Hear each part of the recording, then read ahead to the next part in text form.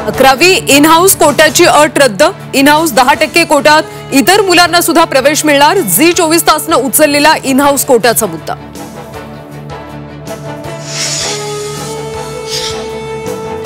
अहिल्यादेवींच्या जीवनावर बहुभाषिक चित्रपट येणार। प्रेरणादायी इतिहास चित्रपटाच्या माध्यमातून मांडणार मुख्यमंत्री देवेंद्र फडणवीसांची चौंडीतून मोठी घोषणा।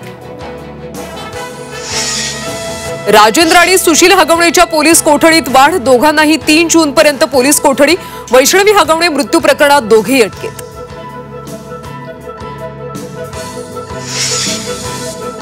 अहिल्यादेवींच्या नावानं धर्मांतर बंदी तर छत्रपती संभाजी राजेंच्या नावानं लव्ह जिहाद विरोधात कायदा आणा। भाजप आमदार गोपीचंद पडळकर यांची मागणी।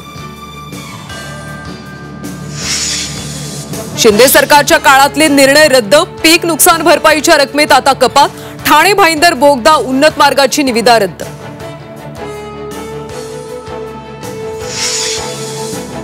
मुंबईत रिक्षा टॅक्सीचं मीटर रिकॅलिब्रेशन नसेल तर उद्यापासून दंड। दर दिवशी 50 रुपयांप्रमाणे दंड आकारणार। सातारा जिल्ह्यात कोरोनाचा शिरकाव। साताऱ्यात दोघांना कोरोनाची लागण। आरोग्य विभाग अलर्ट मोडवर। जालन्यात मुसळधार पावसाची हजेरी। पावसामुळे 27 दिवसात गोदावरी नदीचं भरगच्च पात्र जलमय। गोदावरी नदीचा खास नजराळा।